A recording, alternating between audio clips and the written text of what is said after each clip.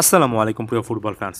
অতি সংক্ষেপে inter Miami সম্পর্কিত একটা আলোচনা। তবে শুরুতে আমি এই ব্যাপারটা আরও একবার রিস্টেট করে নিচ্ছি যে ইন্টার মায়ামিকে কেন্দ্র করে আমরা এত আলোচনা করি, ফুটবল ফ্ল্যাগে এতটা কথাবার্তা দেখেন, একমাত্র কারণ হচ্ছে এই দলটাতে লিওনেল মেসি খেলেন। এবং এটা না হলে ইন্টার মায়ামি সম্পর্কে এত বিস্তারিত আলোচনা করার আসলে কোনো কমন গ্রাউন্ড থাকতো না। লিও মেসি মাত্র কিছুদিন আগে একটা ইন্টারভিউতে বলেছিলেন 2026 বিশ্বকাপ পর্যন্ত তিনি আসলে কন্টিনিউ করবেন কিনা সেটা অনেকাংশে নির্ভর করছে। 2025 সালে তার ব্যক্তিগত কয়েকটা টার্গেট রয়েছে, তিনি সেটা কতটুকু ফুলফিল করতে পারেন। 2025 একটা লম্বা বছর হবে তার জন্য, সেটা তিনি মিন করেছেন এবং একই সঙ্গে বলেছিলেন যে 25-এর শেষে তিনি আসলে কোন অবস্থায় থাকবেন সেটার উপর নির্ভর করে যে 26 বিশ্বকাপ তিনি আসলে খেলবেন কিনা। এখন এটা কোন অবস্থায় থাকবেন, এটা আমার কাছে মনে হয় একটা লম্বা অংশ জুড়ে ইন্টার মায়ামির জার্সিতে তিনি আসলে কেমন পারফর্ম করবেন সেটার উপর অনেক কিছু নির্ভর করে।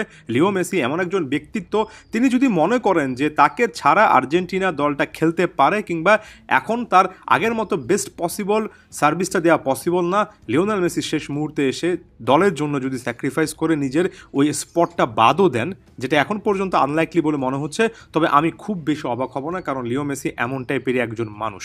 এখন কেন এত নেগেটিভিটির কথা বলছি, কারণ হয়তোবা লিওনেল মেসি তার জায়গা থেকে দুর্দান্ত একটা ফর্মেই থাকবেন, ভেরি বেস্ট পসিবল ফর্মেই থাকবেন, ফিটনেসের জায়গা থেকেও হয়তোবা সবচেয়ে ভালো একটা অবস্থানে না থাকলেও কাছাকাছি একটা অবস্থানে থাকবেন।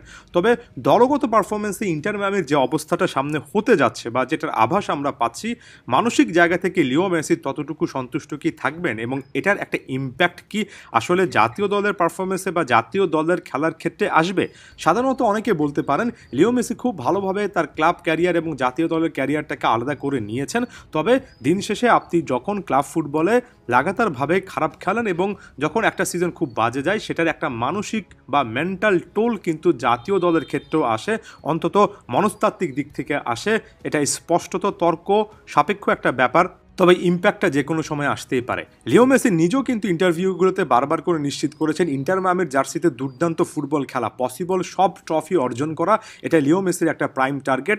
এবং এটার সাথে আপনি যদি খুব একটা বেশি দ্বিমত হন, তাহলে লিও মেসি ইন্টার মায়ামিতে আসার পরে কিভাবে লিগস কাপের ক্ষেত্রে 2023 সালে পরিশ্রম করেছেন, সাপোর্টার শিল্ড জয়ের পথে কিভাবে পরিশ্রম করেছেন, সেগুলোর কথা একটু মনে আনলেই বুঝতে পারবেন লিও মেসির জন্য অবশ্যই জাতীয় দল প্রাইম টার্গেট, তবে একই সঙ্গে ইন্টার মায়ামির একটা দলগত সাফল্য একটা বড় রকমের টার্গেট। এবং এখানে এসে হাবিয়ার মাসচারানো রীতিমতো অতল একটা সাগরে হাবুডুবু খাচ্ছেন, যেভাবে দলটাকে গোছাচ্ছেন, যেভাবে দলটা পরিচালিত হচ্ছে, কোনোভাবেই গত বছরের সাপোর্টার শিল্ড বা এমএলএসে তারা যেমন পারফর্ম করেছে সেটার সাথে মিল খুঁজে পাওয়া যাচ্ছে না।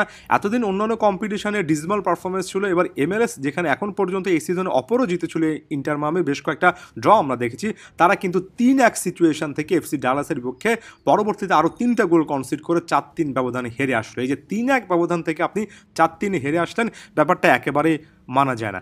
আপনি যদি স্টার্টিং লাইন আপ দেখেন, বিভিন্ন জায়গায় যাই দেখেন না কেন, দিন শেষে এটা অনেকটাই 5 জনের একটা ডিফেন্স লাইন ছিল, কারণ এখানে Ian Fray, Thomas Aviles, Gonzalo Lujan, Falcon, Martinez এরা খেলেছেন, অর্থাৎ একসঙ্গে 5 জন ডিফেন্সিভ প্লেয়ারকে খেলিয়েছেন। এটা সমস্যার জায়গা নয়, তবে একজন কোচ যখন ব্যাক 4 সিস্টেম থেকে ব্যাক 5-এ চলে যান, তখন একটা জিনিস স্পষ্টতা আমি মনে করি, তিনি এ দলটার ডিফেন্সের উপর নির্ভর করতে পারছেন না, যে কারণে আরও বেশি করে ডিফেন্সিভ শেপে চলে যাচ্ছেন। এটা ট্যাকটিক্যাল কোনো সিদ্ধান্ত না, আমার কাছে মনে হয় হাবিয়ার মাসচারানো নিজের ডিফেন্স নিয়ে যে একটা ভয় তৈরি হচ্ছে, সে জায়গা থেকে এই কলটা ছিল। 5 জনের ডিফেন্স লাইন নিয়েও যেখানে 5 জন একেবারেই প্রথাগত ডিফেন্ডার আছেন, তারপরে আপনি 4টা গোল কনসিড করলেন, শেষের দিকে এসে 3টা গোল কনসিড করলেন এবং প্রথম 2টো গোলের ক্ষেত্রে একেবারে বল ক্লিয়ার করতে পারলেন না। শেষ 2টো গোল অর্থাৎ তৃতীয় এবং চতুর্থ গোলের ক্ষেত্রে যখন প্লেয়াররা উপরে উঠে আসতেন তখন ব্যাকট্র্যাক করতে পারলো না, প্রতিপক্ষ প্লেয়ারের কাছে পেসে বিট হলো। এটা একেবারেই মানা যায় না যে একই ভুল বারবার করছেন। কিভাবে ডিফেন্সে একেবারে ডিবক্সের মধ্যে থাকে বল একাধিক চেষ্টায় ইন্টার মায়ামি ডিফেন্ডাররা ক্লিয়ার করতে পারে না, কিভাবে উপরে উঠে আসলে একজন ডিফেন্ডারও তার পেসের মাধ্যমে প্রতিপক্ষ ফরওয়ার্ডকে ট্র্যাক করতে পারেন না। এই জিনিসটা সবচেয়ে বেশি হতাশাজনক এ কারণে লাগে যে হাবিয়ার মাসচারানো নিজে একজন তার সময়ের অন্যতম সেরা ডিফেন্সিভ প্লেয়ার ছিলেন, তিনি ডিফেন্সিভলি দলগুলোকে সেভাবে সাজাতে পারেন না। শুধুমাত্র ইন্টার মায়ামি না, এর আগে বয়সভিত্তিক ফুটবলও দিনের পর দিন দেখেছি।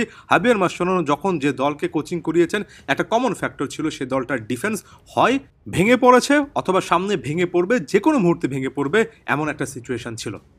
এর পাশাপাশি সিলেকশন নিয়েও দল নির্বাচন নিয়ে আমার কয়েকটা প্রশ্নের জায়গা আছে। যেমন এ ম্যাচে দেখলাম ইয়ান ফ্রাই প্রথম দুটো গোলের ক্ষেত্রে গুরুত্বপূর্ণ ভূমিকা পালন করলেন, অনেকটা অ্যাসিস্ট মেকিং জায়গা থেকে ক্রস করলেন।